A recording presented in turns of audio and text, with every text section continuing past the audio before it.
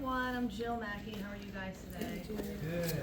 I've been a therapist for 14 years, and I've been training jiu-jitsu for 14 years, which I just figured that out the other day. I was like, wow, really recreating trauma here. So I'm a licensed professional counselor and licensed clinical alcohol and drug counselor, and I want to welcome everybody here. Thank you so much for coming. I'm super nervous, so hopefully I don't throw up midway through class, but I'm doing my best to manage my nerves and use all my skills here. I wanted to teach you guys a little bit about a black belt mentality on and off the mat, the importance of the mental health benefits of jiu-jitsu, but also not using jiu-jitsu as therapy. I hear a lot of people say, jiu-jitsu is my therapy, right, which I think is great and super helpful, but we need to supplement it with other things, otherwise we're working out our traumas on other people and our training partners aren't voodoo dolls for the fact like Dad didn't pick us up at the bus, you know? So I want to go through mental health benefits, I want to go through some breathing skills, I'm going to talk through on the mats in terms of stringing attacks together, what I think a black belt looks like. We're going to do a lot of class participation, some supplemental practices, and some reflection questions in terms of wellness planning, like what you guys do, or if you do anything, and what your relationship is with your body. All right, so we'll start with that, and yeah, thank you so much for having me and sharing this space with me. Hopefully we can create an authentic space where we have some fun here. I know jiu-jitsu can be a little bit of a boys club sometimes, but doesn't have to be that way. I want everybody to make sure that they feel safe on mats. Cool story that I just wanted to share before we get started. My mom passed away 5.5 years ago, and it was the height of COVID. And one of my friends, you know, I was middle of being asleep, and he calls me. He's like, "Hey, can I use your bathroom?" Which I never would have fallen for this if I wasn't asleep. And I was like, "Yeah, sure." So he comes and uses the bathroom in my house. Him and his daughter were out getting ice cream, and I come outside, and all of my jiu-jitsu friends are on my lawn to all give me a hug. I hadn't hugged a single person since my mom had passed away because it was again height of COVID, and they were all there waiting on the lawn for me. So the community that you can get from jiu-jitsu when you connect with other people authentically is outmatched, and training jiu-jitsu for me is a sacred honor. So I hope that you guys feel the same way. All right, so let's get into it. So what brought you guys here, and what keeps you here?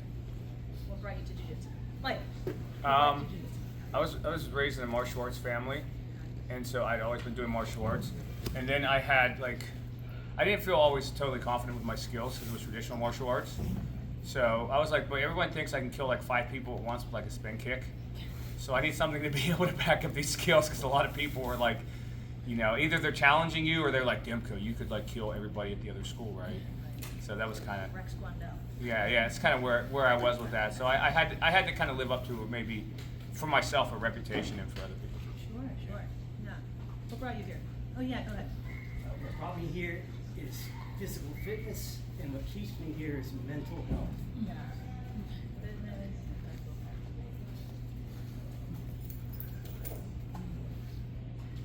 How about you? What brings you? I retired from the fire department, and a lot of the guys were into jiu-jitsu, and I always kind of saw it as these guys are crazy, they're all broken, and then they try to get on a truck and they can't. Yeah. And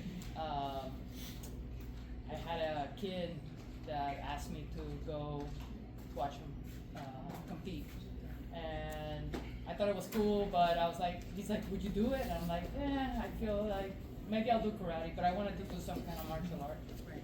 And I drove by what I thought was a karate place, and I said jiu-jitsu, and I was like, all right, I'm gonna go in there and see what's up, and I fell in love with it right away. Yeah, that sounds like one of those why stories, like what's our why, right? And I hear people joke, we're here because we're not all there, right? Who pays $150 or some odd a month to get beaten up or beat up their training partners, right?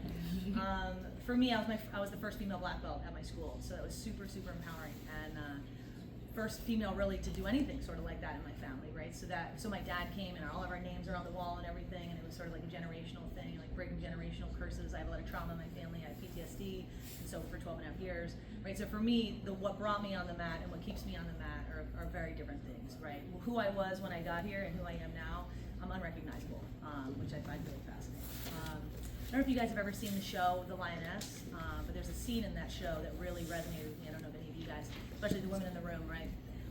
The woman gets kidnapped, and the guy says to her, if you can't survive for at least a half an hour, I'm not even going to try to look for you, right? So I think that I walk around the world trying to make sure that if somebody were to grab me at any point in time, that I could fight for my life, and that it would be a really bad day for them if they were to pick me, right? And we want to carry that confidence and that empowerment and that just radical acceptance of ourselves into the world, right? Carry that and walk like, I know what I'm doing, I can hold my own, I'm not somebody to be messed with, those sorts of things.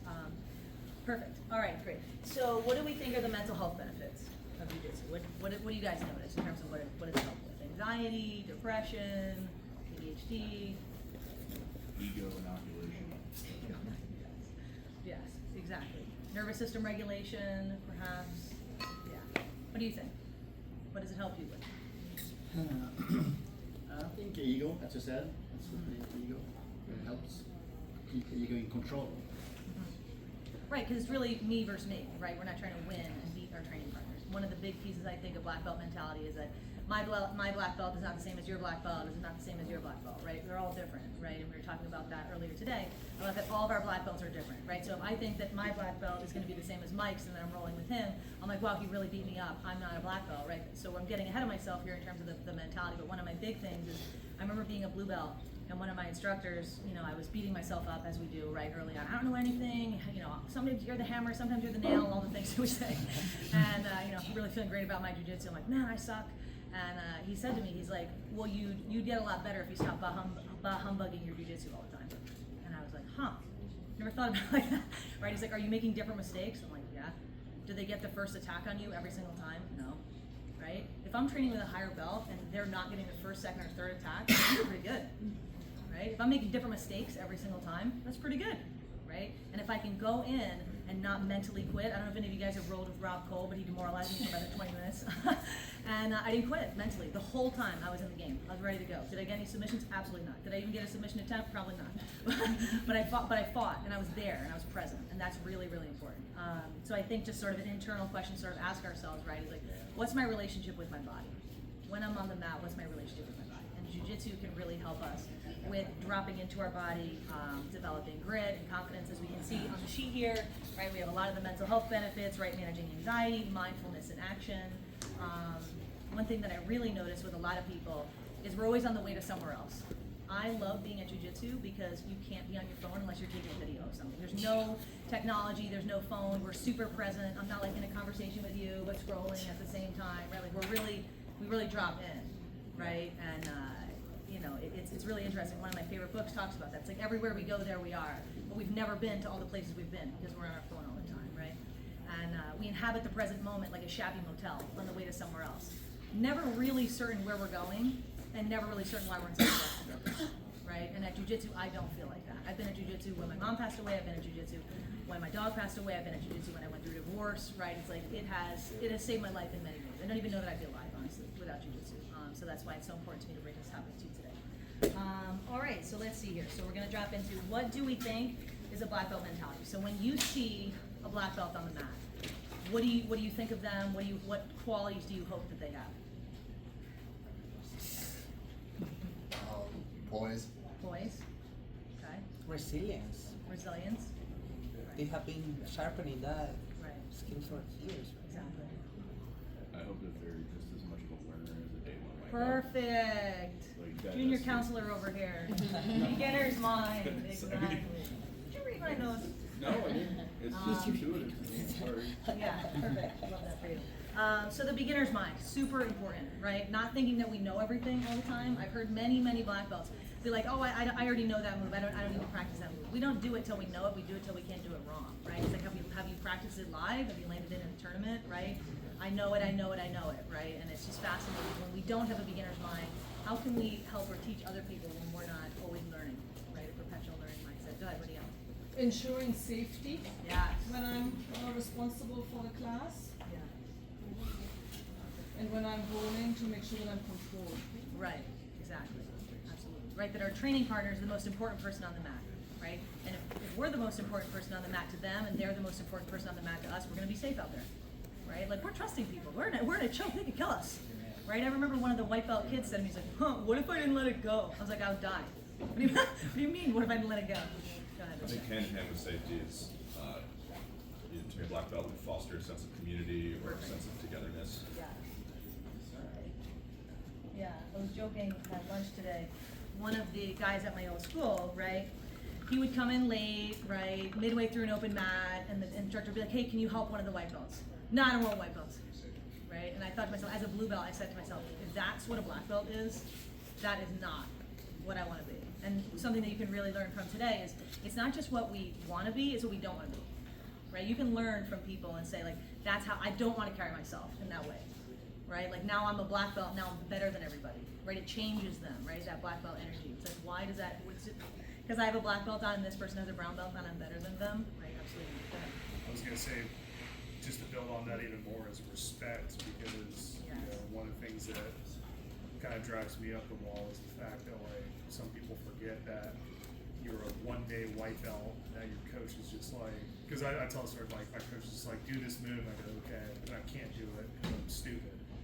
But like everybody's been there, so like make sure you treat them with enough respect so that they want to stay and continue to grow. Right. I remember one time I was rolling with a black belt. I was a purple belt, and I said to him afterwards, I was like, sometimes I think when we're rolling, you're laughing at me in your head because I'm so bad at jiu-jitsu. And he was like, wow, that's a really tough brain to live in. I was like, yeah, it is. He keyed up on something important. It's that I expect like a high level of awareness of the body that you're in, like when you're rolling with somebody, like your partner and yourself, like just because this is your home. And, like you said, sometimes you physically can't do something. Right. Yeah. So Yeah, proprioception, like where you are in time and space on the mat, right? Intensity versus flow, I think is a big one. Intensity is the enemy of consistency, right? We don't have to have all our rounds be full clip. One thing I'm going to teach today is about stringing our attacks together, so synchronicity, right? Being able to string one attack to the next. They think you're going for this, but you're really going for this, right? So I like to say that having a black belt is like a Swiss Army knife. Like we have lots of weapons, right? When you're a white belt, you have 1, blue belt 2, 3, 4, right? And then we just have sort of an arsenal, right? And we let other people work too. If you're winning every single roll as a black belt and you're like, yeah, smash that guy. It's like you didn't let the other person get your looks. You're so nervous you were going to get tapped that you didn't let the other person work at all. You glued them to the mat, right? I say to people, I'm like, you ever rolled with a girl before, right? Were you nervous a girl's going to submit you? Like, it's cool, you win, tap. Can we actually like have a roll? So I think too, solid breath control is a big one, like not panicking when you're in rolls. That's a big one, right? Knowing how to manage your body and manage your breath. Ensuring that everybody can progress continuously and not just your competitors, especially once you move into those color belts. Yeah, I've often heard people say too, right? I'm sure all the black belts in the room, and people say like, how long does it take an average person to get a black belt, right? And they always say average people don't get black belts, right? Like it could be 7 years, it could be 8 years, it could be 15 years, it could be 20 years. Everybody has a different journey, right? It took me 13 and a half years to get my black belt. I basically died at blue belt. I got cooked. I was there for 5.5 years, right? Everyone's journey is different, right? And if you're comparing yourself to the person who's got 7 years and they're getting a black belt versus you for 15 years, right? Again, like I said, it's us versus us, right? We don't have to compare ourselves to anybody else. All right, so the first drill that I want to do, you guys can sort of watch and then we can practice it if you want. It's what we call 4 points, so 4 points of contact. So one of the favorite things that I like to do is we call it when you're stuck on stupid. When you forget everything, you're rolling in a match and you're like, I don't know anything. I forgot all my moves and they're gonna beat me up and I'm gonna panic, right? So when we have our frames here, right? We got all of our frames here and we're ready to go, right? So that's when you're stuck on your back, when you're here, right? You got all your frames in. So one of the things I like to say is distance, angle, and grips. If you're managing the distance, if you're managing the angles, and you're managing the grips, not too much can go wrong, right? And again, when we're stuck on stupid, if we're maintaining, right, so Rob, come over here. If we're maintaining there's an ant. If you stand up, if you're maintaining 4 points of contact at all times and removing their points of contact, again, we're maintaining the distance, the angle, and the grips, and we're also maintaining 4 points of contact, right? So here, I'm holding, right? It could be any grips we want, right? He doesn't really need to do anything. He's gonna move it, and then I'm gonna be here, right? He's gonna be here, I'm gonna be here. He's gonna be here, I'm gonna be here, right? So I always have all 4 of my limbs on his body, right? I'm managing the distance, I'm cutting the angle, and I'm maintaining the grips and managing where the grips go, right? Does that make sense to everybody? Right? Because that way I'm keeping him at the distance that I want him at. So I was training the other day. I think I was rolling with you, Angus, actually. Sorry to put you on the spot. And I was training with him, and he couldn't get through, and I was keeping him at the distance I wanted him at. And when I wanted him closer, I moved him closer. When I wanted him further away, right? And that's sort of the fun thing when we're training. We don't make the other person feel stupid, right? We don't make it feel like we're a marionette, like we're playing with them, like a mouse or a snake with their food, right? But enough where it's like, we're gonna play my game, right? My usual thing is if I can submit somebody 2 or 3 times in a roll, right? I'll submit them 2 or 3 times and then I let the other person work, right? There's no need to be racking up the submissions in my little submission diary that I got over here. I submitted you 3 times with this and you 4 times with this, right? No need to be doing that. So, okay, so the distance, the angle, and the grips. Does anybody have any questions about 4 points, distance, angle, grips, anything like that? Have you heard that? Does that make sense to you? Yeah. Okay. So one of the other things, one of the other mottos that my teacher always says is, I'm sure you saw it on my rash guard, right? It says, slow is smooth, smooth is fast, right? That's another big black belt mentality thing for me. One of my coaches, again, School of Hard Knocks over here. I remember sitting in a black belt ceremony one time, and the guy said, I have to work really hard to be pretty good at jiu-jitsu. And I was like, that's my truth. I've never identified with anything more. I was like, I'm a natural at a lot of things. Walked onto the tennis team, held swim records years and years after I graduated. I am not a natural at jiu-jitsu. If I do not come to jiu-jitsu 4 or 5 days a week, I am moving like pond water. I don't like which one's right or left. I don't even know. So smooth is fast, right? Slow is smooth, smooth is fast. That's a big one, right? And knowing when to move. My teacher would always say to me, are you moving just to move? And usually, yeah. Are you intentional in your movements, right? So we're kind of flashing forward in terms of being a black belt mentality off the mat, right? Intentionality, mindfulness, being deliberate, right? Discernment, right? Practicing when and how to do something, practical application of things, right? I think that that's really, really important. All right, so that was one, and then we're gonna do another little activity in terms of stringing attacks together. So what are some of your guys' favorite attacks that you like to string together? Anybody? Go ahead. Yeah. Triangle to armor. Perfect. That's one of the ones we're going to talk about today. Yeah, how about you? Flower sweep to a cross collar shove from mount. Perfect. Yes. So one of my instructors always jokes about it. He's like, nothing like getting a really good move and then like really admiring your work and then you get reversed. It's like you're like, yes, oh boy, there we go. And now I'm over. Right? So, you know, we wanna admire our work internally and then keep it moving, right? So like what's the next move in the sequence? I'm a big what if gal. In and outside of life. In here, that's great. Outside of life, not so great, because what ifs have no answers. So in jiu-jitsu life, right, it's what ifs. I'm gonna do this, and if they do this, then I'm gonna do this. And if they do that, I'm gonna do this, right? So one of the other ones I like to do when we're stuck on stupid, you're just gonna come in the guard for a second. Super, super basic, right? I was joking with a couple people about this, right? I do a little cross-cross, right? A cross grip here, a cross grip here, and I'm tight. We're not a great position for him, not super comfortable. I didn't really even do that much, just cross, and then I'm like, okay, now what do I want to do? Right, I kind of want to figure that out, right? So then when he's at a little bit of a further distance, right, again, back to the 4 points, I can kind of look like I know what I'm doing, even if I really don't, right? So again, figuring out your little technical things, whatever works for you. And the other one I like to do is when you whizzer the person's arm, I was sort of joking with you guys about it. Who in here has seen the movie Bronx Tale?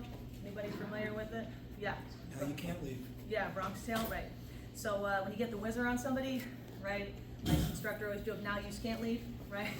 Right, like you're stuck here now and now you're mine kind of a thing and you're not gonna get out until I want you to get out. So some of the submissions, it's really important to have that level of confidence in your jiu-jitsu. That's one of the things we wrote here too, confidence. It's really important to trust in your jiu-jitsu, have faith in your jiu-jitsu, and communicate that to other people, especially if you have any injuries or you're worried about something or you're working on something, right? Every single roll, I say to somebody, I'm like, hey, do you want to roll? We roll. Do you have any injuries?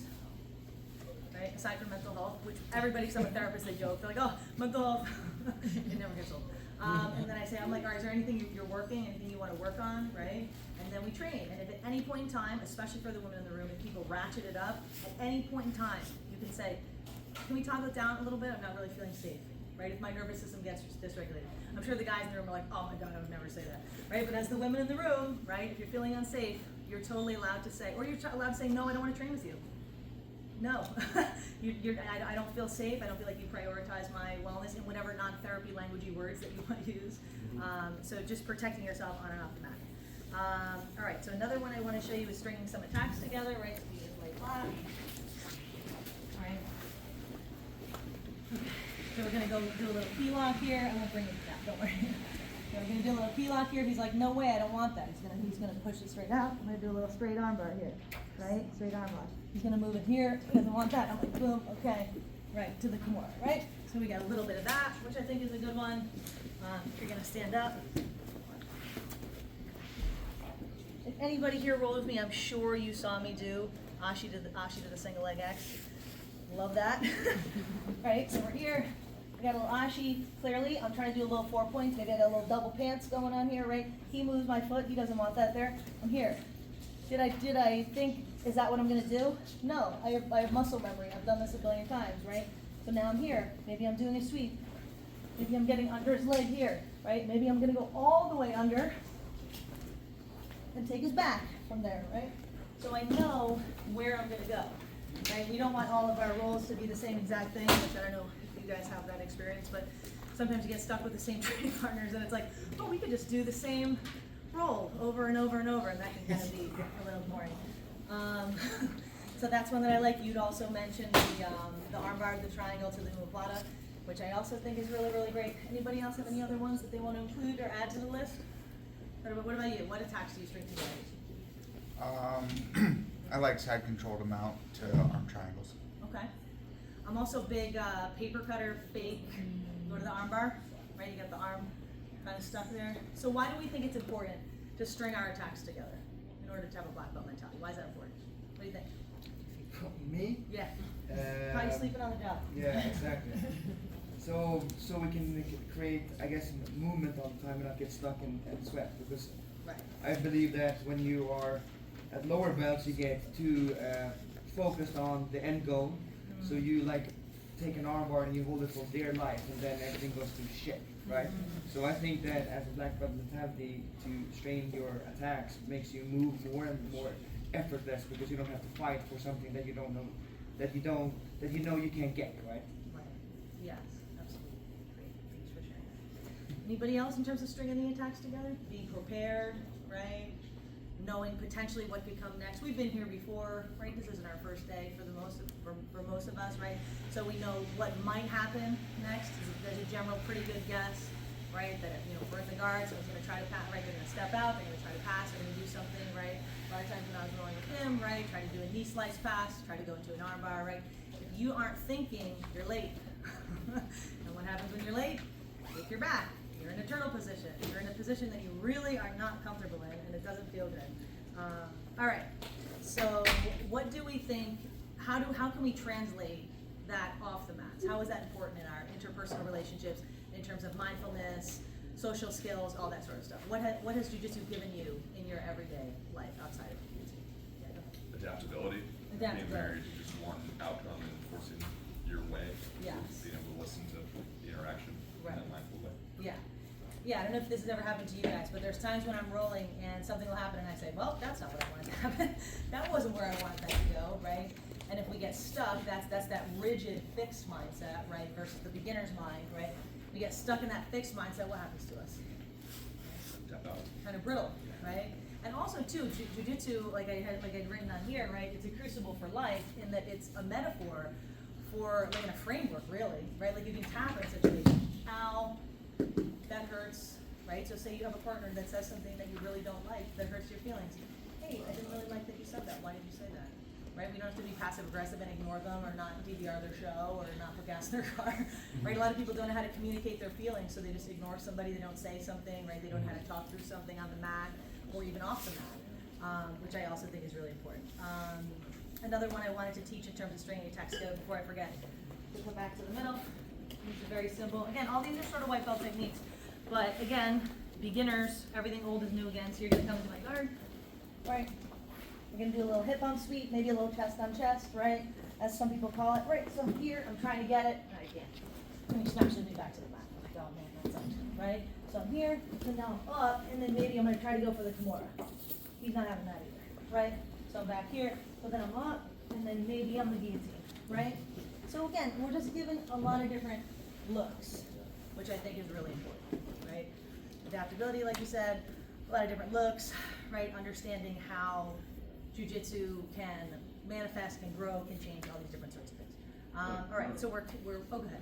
Neuroplasticity, like Yes. you're constantly training neuroplasticity, so and that helps not only with like not being broken by things that aren't necessarily going to plan, but also things that you didn't even expect to happen, or things in your past, even because doing the neuroplasticity work helps you rewire the broken wiring. Yeah, sorry. Right. So pretty layman in here. Shut up. Neuroplasticity, if we were to imagine, neuroplasticity is like, you ever see Play-Doh? Yeah. So our brain, as we're younger, right? We're trying to learn a language when you're like 4 or 5 years old, super easy, right? A lot of neuroplasticity. As you get older, like crabby, curmudgeon, my way or the highway, right? We get very rigid, locked in, right? So our neural pathways, as he was talking about, get very myelinated.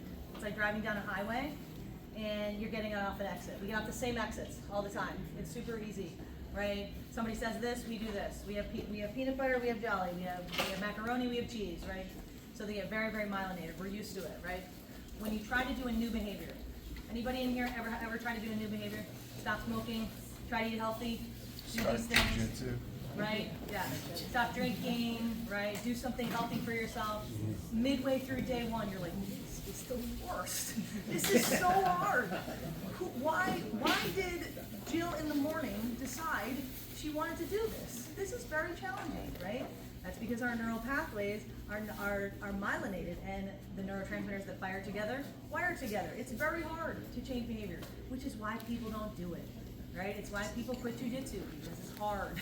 They don't want to get beaten up all the time. They don't want to have to learn a new way to do things, right?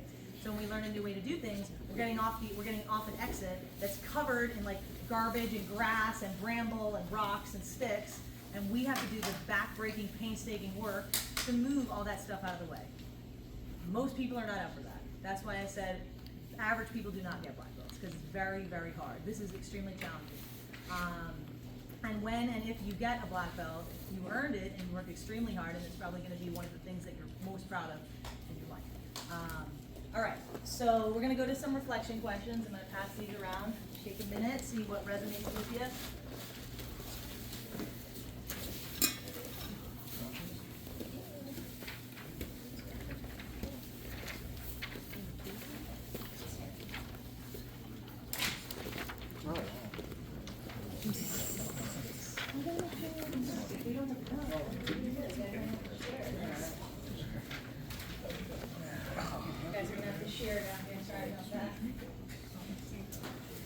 So I also wanted to point out too, as I was doing my workshop, if you can't tell, I'm like extremely type B, like don't plan anything, you know, just like really go with the flow. It's so laid back I could fall off my chair, and I was like, I'm gonna make a handout for my class. I don't know that anybody else made a handout for their class, but I honored my truth, and I honored what worked for me, right? I didn't care, I got harangued at the house. They were like, what? They're like, oh my God, a sheet? What are you getting a sheet for? What are you doing that for? That's so silly. Who needs a sheet? And I was like, that's what works for me. And I'm not gonna let anybody talk me out of what honors me and what makes me feel good. If I had to be up here and just sort of riff, could I do that? Yeah. Would I be extremely tangential and probably all over the place and make no sense? Yes. So that's not benefiting anybody. So that's another big thing in terms of on and off the mats, right? Mike and I were joking about peer pressure. He's like, I learned about peer pressure in first grade, and yet here we are, right? So honoring your truth and staying grounded in what works for you, right? So if that's not drinking, if somebody tries to convince you, hey man, come on, it's just one, who cares? No, I'm good, man. Right? Oh, come on, eat some of this, right? You're on a diet, right? It's just Thanksgiving, come on, no man, I'm good. Learning how to show up for yourself and learning how to say, no, that doesn't work for me, and I'm good that that doesn't work for me, because I don't need to be Jill plus 2 beers, I don't need to be Jill plus whatever behavior you're acting out on, right? Because I want to feel the way I'm feeling and be in my truth and my authenticity all the time, to the best of my ability, right? All right, so we're going to take a look at the sheet here. We went through some of the mental health benefits, we went through stringing some of the attacks together. So we're going to look at the reflection questions here. So some of them focus on anxiety, some of them focus on depression, right? So which ones are resonating for you? I'm just going to call on somebody, so take a read through the sheet. I'll give you a sec. You don't have a sheet, so you're lucky. Almost pump faked, but not going to call on you. Let's see. Not any names. How about you, guy with the water bottle leaning like this? What do you think? You know, the one that I saw as I read through them was managing your ego. I feel like for me, jiu-jitsu has helped where like I'm kind of an aggressive person, and I felt more like a chihuahua, right? Like I'd bite the hell out of your ankles, but there wasn't anything else there.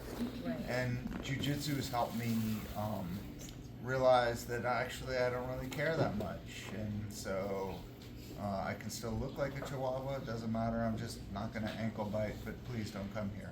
Right, yes. So some of it is about managing your aggression, right? Yeah. Learning how to what we call sublimate, right? Anybody in here ever play football or any of those things where you smash into each other, right? That's what jiu-jitsu is. We're sublimating. We have a lot of emotions and like, me have feelings, right? And then we slam into something and then we're like, me have less feelings, and now I feel a little better. I was joking with somebody, I don't think they're here. Oh yes, I was joking with you about that, the mad, sad, glad triad, right? A lot of people, I actually asked Mike, I'm like, how are you feeling today? He's like, oh, obsessing about getting out of somebody's butterfly garden. I was like, feeling, right? So we got mad, sad, glad, right? It's like, if that's the feeling spectrum, right, we're pretty stunted, right? So jiu-jitsu helps us to not suppress our feelings anymore, right? Which is a big thing, right? Suppress the feelings until we explode, as opposed to sublimating the feelings, right? I think most people would say that they leave jiu-jitsu feeling better, right? If I leave jiu-jitsu and my car is on like 2 blocks as I'm leaving, I'm like, well, roll me home then, right? Like I'm chilling, feeling good, right? So I think for most people, right, yeah, you're identifying, yeah, go ahead, share. What do you think I about can that? really identify with the first question about being in the moment and mindfulness. When I walk in the door of my gym, I don't think about any of my problems in my work, in my personal business. I just am thinking about jiu-jitsu the whole time. I'm in there for 3 hours at a time. Right. And I go out like feeling like a high that's better than alcohol or marijuana or anything. It makes your body feel so good. Right. Yes, and it's fascinating because my mother-in-law, she's come to jiu-jitsu a couple times, and she's like, "What is this?" Right? She's like, my dad actually asked me, he's like, "I thought you and Christine were friends. Why do you beat her up like that?" And I was like, "Yeah, we're friends. That's why you beat somebody up like that, right?" And so Laurel comes into the gym. She's like, "Smells like BO in here. I thought I was gonna throw up." Right? And she saw one of my friends, Too Tall Jim, and he's getting choked out. She's like, "Yeah, I didn't know. Like, should I go help him? Like, is he all right?" And I was like, "Nah, he's good, man." So he's in 4-stripe brown. I'm pretty sure he's all right, right? So we're kind of like odd ducks. I feel like most people don't really get it. They're like, "Why are you doing this?" Right? And so that's why it's so important to connect with people. I don't know about you guys, but open mat's sort of like a group therapy session at our place, right? It's like the meeting after the meeting, we joke, right? You're at jiu-jitsu and then you're sort of debriefing and you're sharing and you're processing, right? And you're talking about, that's, they had the feelings guy out there with a little chair and stuff like that. Most of us just want to be heard and validated and seen, right? And most of us don't understand that, right? It's like, go, you're fine, right? I talked to a couple guys before the workshop, right? And I was like, man, I'm so nervous. And I got, you're fine. You're gonna be good. Everything's gonna be fine. What are you nervous about? Who cares? You can do it right now. As opposed to like, yeah, it makes so much sense that you're nervous. This is your first time doing this, right? A little validation, a little empathy, right? A little communication. Not it's what we call narrative tap out. Narrative tap out versus cultivating meaningful connections. When you cultivate a meaningful connection with somebody, you know what? It's so great of you that you're doing this workshop. Even if it sucks, it's great. You're putting yourself out there. That's awesome. So you know what happens? When I don't get that, you know what I do? I write to myself, "You're doing great. I'm so proud of you for putting yourself out there. No matter how it goes, I love you and you're enough." So even if everybody here is like, "Man, that was a snooze fest. She's a therapist? You're a therapist? Oh my God, you don't know anything, right? And you suck at jiu-jitsu, right?" But even if they did, right? I validate myself. That's really important, to validate ourselves and to show up for ourselves. Because if we don't show up for ourselves and validate ourselves, we can't show up for anybody else, right? So I think that that's really, really important. All right, any other reflection questions? Let's see, in terms of promotions, comparing yourself to other people's promotions, maintaining motivation to train, right? Getting back in the gym, being in the gym even when you're injured, right? So that's another piece of jiu-jitsu not being our, quote, therapy, right? Because say you get injured, then what? Right? I don't know about you guys, but I've been injured many times and my therapist still took my copay because I could go, right? I can still do my breathing exercises at home. I can still meditate. We do not want jiu-jitsu to be our one and only coping skill in this life. because you get hurt and then you can't train the way you want. One of my friends, she just tore her ACL and she loves jiu-jitsu. She's obsessed with jiu-jitsu. What's she gonna do the next 9 months? He's super depressed, sit at home, come to open mat and take pictures and watch everybody else. Yeah, that's rough. That is rough to deal with that, right? So we have to have other coping skills, right? So what are some of your guys' coping skills? What do you guys do outside of jiu-jitsu? Go ahead. Well, I was gonna say, I am injured right now, and I try to look for the opportunities in the injury, right? So Right. this shoulder injury has given me a different perspective on how I can use my other limbs to roll. And I've kind of found out that I do better with less. It's almost, but I still don't know how to use all my limbs as a white belt. So not using one kind of, oh, well, I gotta be more purposeful with this other one. Yeah, a So, little bit more deliberate, yeah, sure. it was Yeah, good. Yeah, let's see. Gabriella, what coping skills do you have outside of jiu-jitsu? Anything? Drumming? Breakdancing. I play Boxing. squash, but if I was injured, I also study languages, Perfect. and I play drums, Yeah, so it's great. less physical. Yes.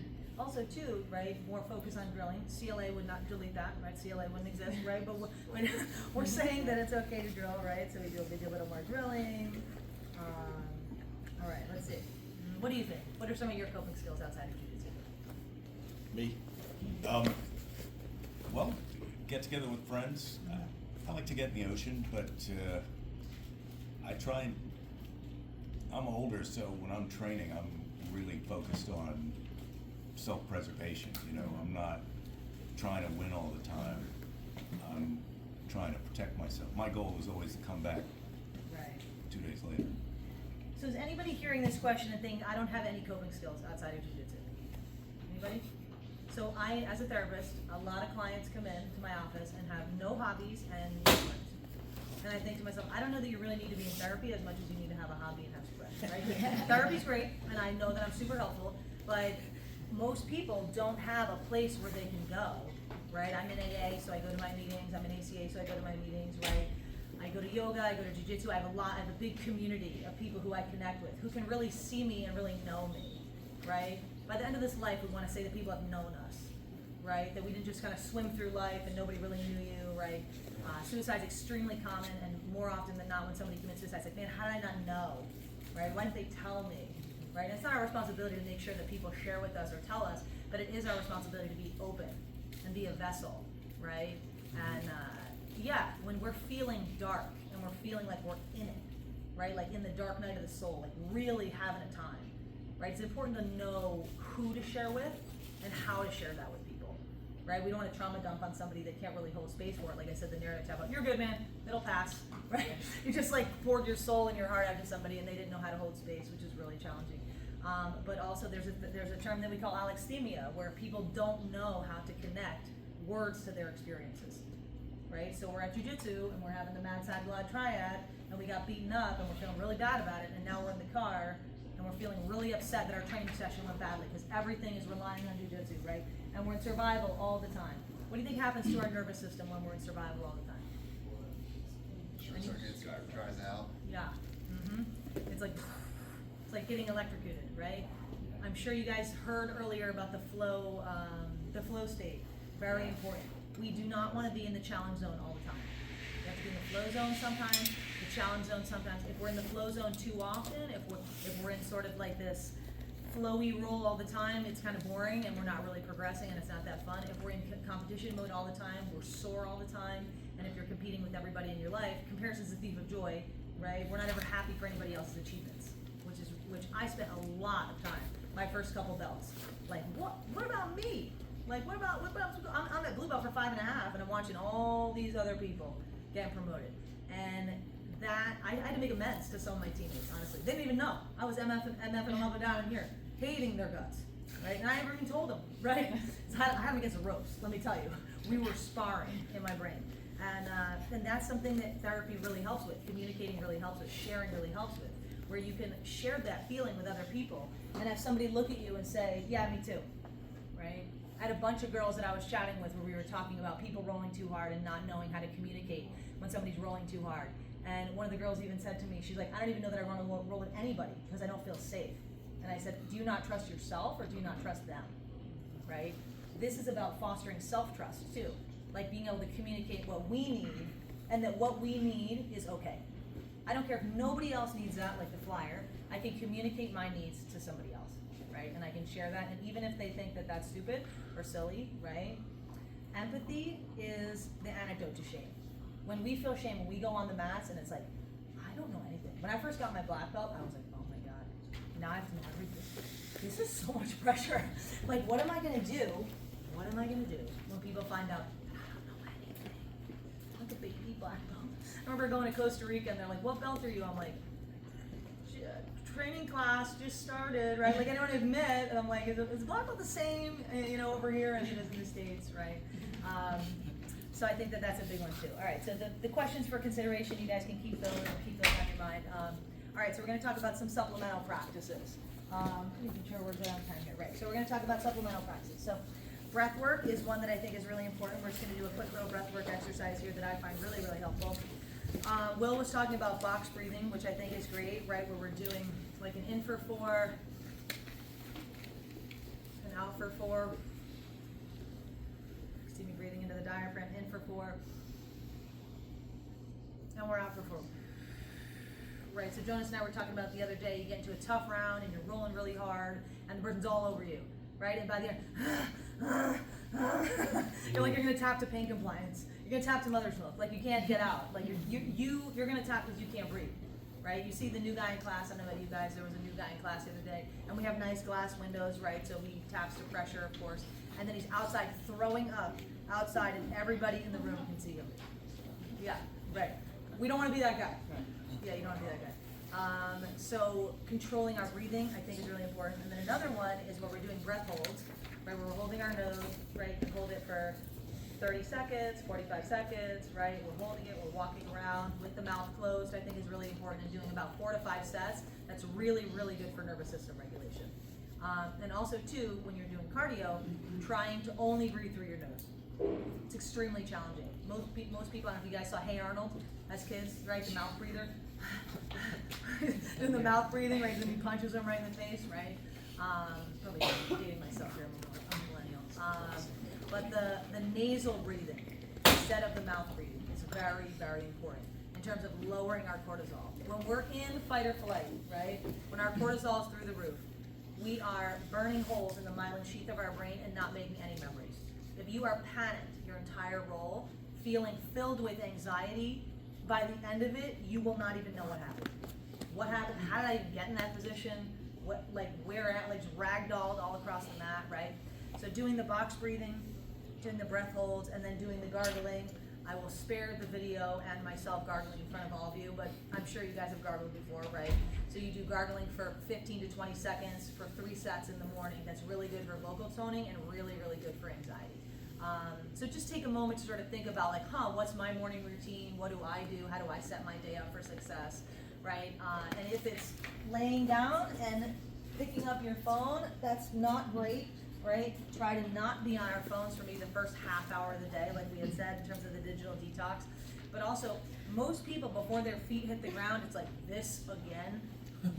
I have to do this again? Existential dread, oh, my back hurts, my kid's this, I'm tired, I gotta go to work, I gotta do, yeah, exactly. Here, I gotta do here, I gotta do there, gotta go listen to a stupid lecture at 4, right? We do that, as opposed to manifesting or talking positively about our day. Like, oh, I got up again. It's exciting, like, what's this day gonna bring, right? And we can talk our way into a right way of acting. We can think our way into a right way of acting, right? If every time we're training and we're viewing it as an opportunity, right? We can breathe life into ourselves. Anybody know anybody in here? Not necessarily in here. Don't point anybody out, right? Who's kind of like a fun sucker, like just like a Buzz Killington? Yeah, right. Like it's just clouds, right? And you're around this person, and you know, vibes are low, right? This person is draining the life out of you. We right? call him Eeyore. Yeah, exactly. Yeah, right. So it's really important that we recognize who those people are, and we love them from a distance. right? We detach with love. We get to decide, right? Our vibe attracts our tribe. We get to decide who is in our life and who we spend time with. That's really, really important. If you're looking around at your life and you're like, man, my life sucks. Who's the company you keep? What job do you have? I hear clients say, well, it's not like I could leave my job. I'm like, why? Well, it's not like I could, there's these self-limiting beliefs, right? So what we tell ourselves about ourselves is really, really important, right? Like what we believe about ourselves and who we are as people and what we contribute to this world, and that we have a unique gift, right? Jim Carrey talks about this, the CFFC, the Church of Freedom from Concern, right? He says, what do I have that other people need? Right? What gifts do I have that I can offer somebody else that only I could provide, right? And when I looked at the sheet, I said to myself, I was like, I wonder if there are any other female black belts who are therapists who could come and bring a little workshop, just a quick little 101 about mental health. And I said, you know what, I'm gonna do it. Was I nervous? Yeah. Did I really want to? No. But I said to myself, it's not really about me. It's not really about what I want. It's about bettering the world. Right, in some small way. And if anybody gets one little baby thing out of this and carries that into something else, then it was worth it, right? Then we've changed. It's like the butterfly effect, right? We've then changed sort of the structure and the order of things. So some other supplemental practices that I think are really important are some yoga and some stretching, right? So for those of you guys who are inverters, I think these sorts of things are important. Anybody in here skip warm-ups? Don't do stretching before class, right? Looking at you. And all you guys, right? And then you're like, I'm so injured, but I don't stretch, right? So some stretches I think are really, really important. And this is also a time to sort of ask, like, what is my relationship with my body? Where am I in time and space, right? Some of these I think are really good in terms of the inversions, right? Where we're kind of opening up our whole back and our whole side body, right? I like to do a lot of these things in the morning, right? Where I'm getting into my body, right? Our body is supposed to be our best friend, and we spend very little time inside our own body, right? We're focused on what everybody else is doing. What do you need? What works for you, right? What about you guys? People are at the gym, the time when they're supposed to be connecting with their own bodies, and they're like playing games in between their sets, right? Like that's the time that we're trying to get critical feedback, right, about what our body's telling us, right? So even some of these where we're sitting like with our hips, and I know a lot of people are like, I could never even sit like that, right? Right? So if you get into like a deep half position, right? We want our hips to be mobile. The hips are the junk drawer of the body, which is really important to just be moving and kind of getting our body moving, right? Here I think is really important. And even some stuff like this, right? Like a little Cossack squat where you guys can move, right? And we were joking before about not being able to get up off the mat, even just here, right? What's that look like, right? Doing a little combat base here, we're getting up off the mat, having some agility, all those sorts of things. So outside of jiu-jitsu, what sort of workout practices do you guys do? Do you do agility stuff? Do you do band work? What do you guys do? How about you? Yoga, meditating? Okay. So meditating is another really good one, right? Where, I don't know about you guys, has anybody here tried to meditate and been like, I suck at meditating, I cannot meditate? Yeah, right. So we don't meditate to be good at meditating, we meditate to be good at life. Yeah. So what meditation teaches us is that we can slow our brain down long enough to catch our thoughts and think like, oh wow, I'm in charge of this skin suit that I'm wearing through space that's like on a rocket that's bursting through Earth, right? Like I can control some of the thoughts that I have in my brain. We are not a victim of our circumstances, and we are not a victim of life, right? We can control the thoughts that go on in our brain, right? So a lot of times we'll do some yoga positions and stuff like that, which I'll save that for the yoga class, but I can help if anybody has any questions about that. People do, instead of warrior one, we talk like warrior one, right? They're in warrior one, and they're like planning their work the next day, right? They're here in like a little bit of a stretch pose, and they're like, do I need AA batteries? What do I need at the grocery store, right? And the teacher tells us all the time, right? He's like, if you're not here, you're not really practicing yoga, right? You're not really practicing mindfulness, right? It's a work in. That's the most important thing. We do a work out, and then we do a work in, which I think is really important. All right, so we're going to look at the wellness plan right now, just the bottom section right here.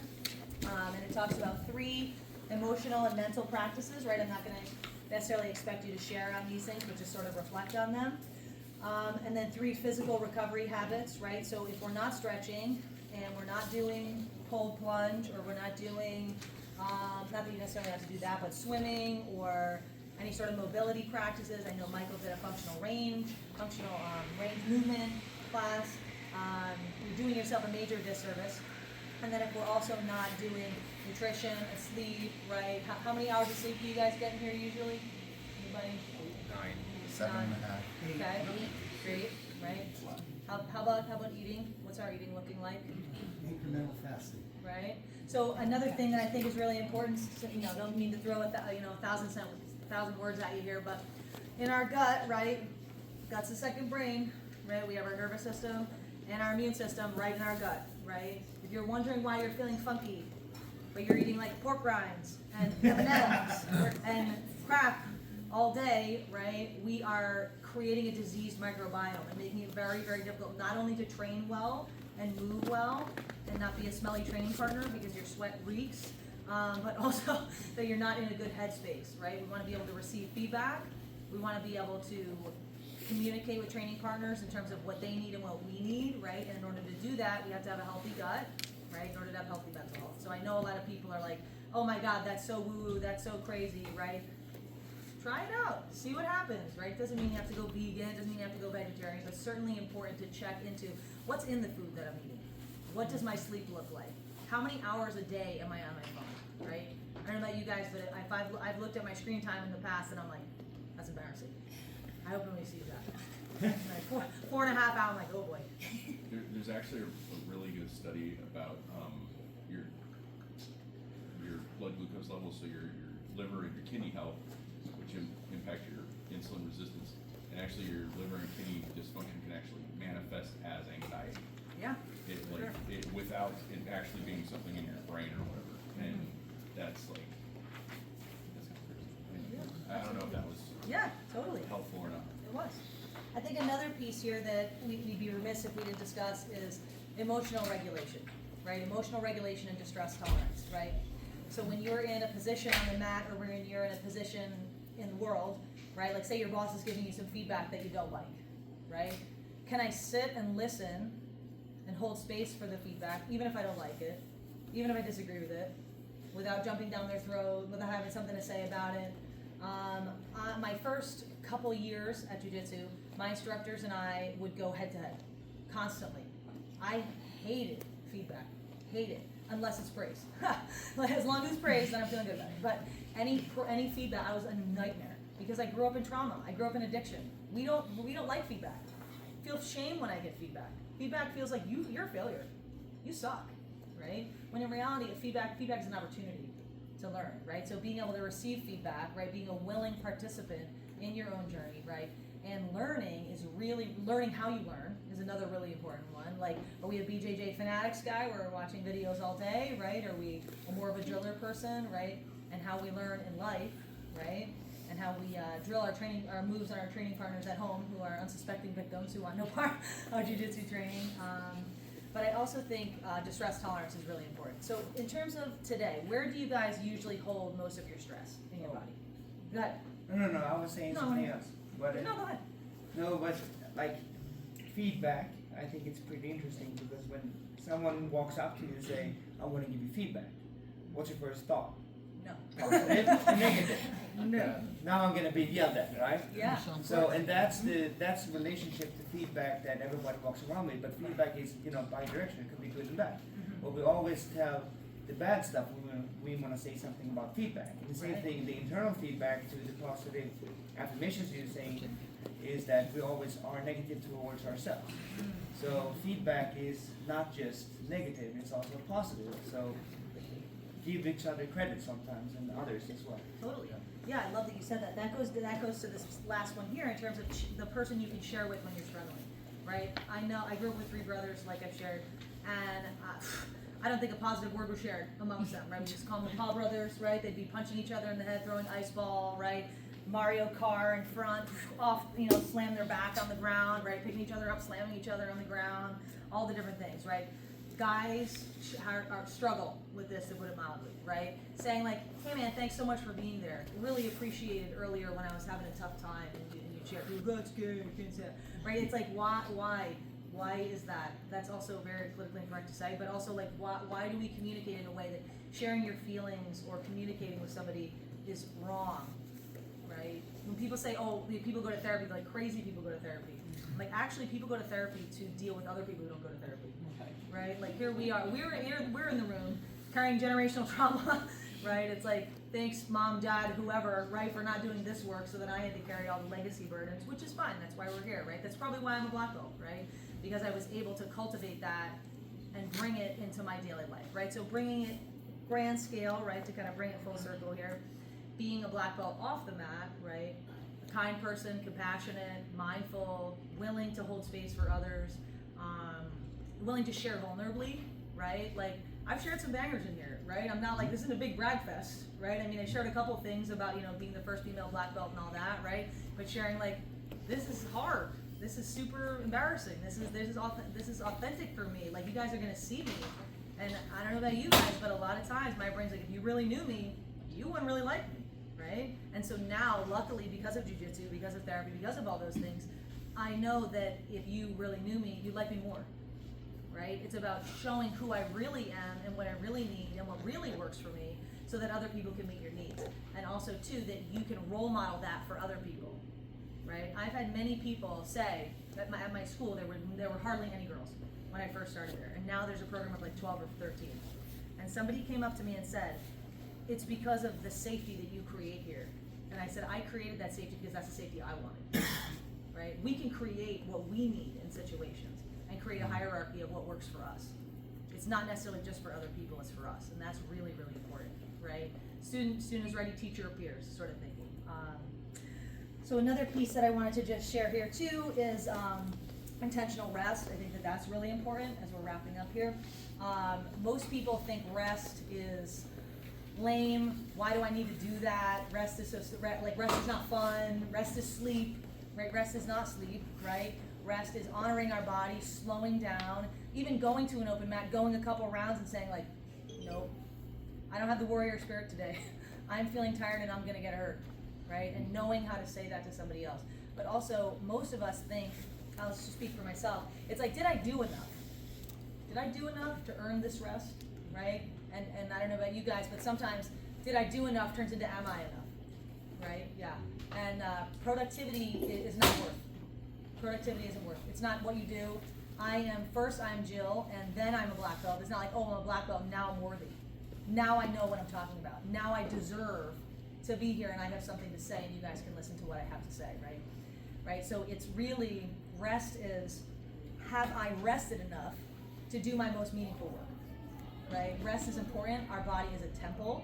It is important to respect ourselves and treat our bodies with grace and dignity, right? I hear people say like, oh, I'm so injured, I'm this, I'm that, this stupid body that I have, it's always problems. This body, we get one of these, and we carry it throughout our whole entire life. When we're born, we're a baby in a set of arms, and we have to carry this baby around our whole life. We would never treat anybody the way that we treat ourselves. And it's really important when you talk to yourself, about yourself, that you remember that, right? That it's important to talk to yourself like you're your own best friend, right? Like we deserve to be here, and that we can take up space pressure-wise on the mats, but we can also take up space in life, right? And we can communicate, and it's not just being a good listener, but it's also being willing to share with other people because we deserve to take up space. All right, so does anybody have any questions before I do a little conclusion? Anybody have any thoughts, anything you want to share? Can you explain the concept of sublimation to me? I don't think I understood this Yes, correctly. so sublimation is when you have a feeling inside your body, because that happens, right? We have feelings inside our body, right? And we use something like jiu-jitsu, right? Like football, and we take our aggression out in a safe way, so that way when we leave that experience, we feel calmer and we feel more regulated, right? So we can sublimate, we can change the form of, right? Like, have you guys ever had oatmeal with water? And then we put it in the microwave and it's like, oh, aside from if it explodes, right? Oh, I have this bowl of oatmeal now, right? It's like ice melts, right? It changes form. So the aggression, or what fill in the blank feeling that we might have, it can change forms, and then we can use it for good. And then maybe we can have a better understanding, right? Jiu-Jitsu is sort of like a Rubik's Cube, right? We can sort of have a better understanding of ourselves and about other people. Does that make sense? No, it does. This is really intriguing to me. Is it always for good or is it for bad as well? Like, so for example, people who do not do jiu-jitsu and they cannot express their feelings, is that then domestic violence or drug abuse? Is that Yeah, also some yes, information? yeah, Is that what you're absolutely. saying to me? Mhm. Yeah, so I often say that jujitsu is a coping skill, and so is alcoholism, right? And that it's the symptom, it's not the problem, right? And I've helped so many people on the mats get into therapy, obviously not with me, right? Doctor-client confidentiality, and relationship, right? But it's important that when they get there, they learn how to do that. And many of us have many demons that we do not know how to work through. And we were talking, the beginning part was about not just using jujitsu in that way, but how many people don't even have anything, right? They just have this big, massive blob and they don't know how to get it out, right? So jujitsu is a way to do that, and there are many other supplemental practices. All right, so I'm gonna wrap up here. Thank you so much for taking the time. I really appreciate everybody being here. If anybody has any questions or thoughts. The last sort of story I wanna share is when I first got my black belt. I don't know about you guys, but we line up at the beginning and we all bow in. We got Elio Gracie and all the Gracies up on the wall, and we bow and we do our running and everything like that, right? And we had a guy, it was his first day. First, brandy new. First, not the guy who threw up outside. brandy new, standing all the way over here, right? And our teacher said, like, wow, that is the hardest day, is the first person, right? The first person on the end of the mat, right? Because he's looking down this way. And he's like, wow, I'm new. I'm really brand new. Right? And then maybe even blue, we're still looking this way, right? Maybe even purple, we're looking this way, right? And he says when you get to be black belt, you're always looking this way. Who can I help? Who needs support? It's not who's ahead of me, it's what do they need? It's how do I get them to be where I am, right? Because teamwork makes the dream work, right? If we're not all working together and not in a conscious getting everybody better, then what are we really doing, right? So when you are in that line and when you are training with other people, looking this way and saying, what do they need? How can I help them? Teaching, service, community, all those sorts of things, and being a good role model to other people on the mats. There are many times, once there got to be other girls there, that I wanted to argue and fight and talk back and all the things, but because there were other girls there, especially younger girls, I was like, shut up, Phil. Shut up. Be a good role model, right? Don't act that way. So anyway, thank you so much for trusting me and holding space for me and my story, and hopefully you guys got some benefits out of it. And if anybody didn't get a flyer, I can email it to you, send it to you in any way. If you have questions, please come. And yeah, round of applause for you ladies.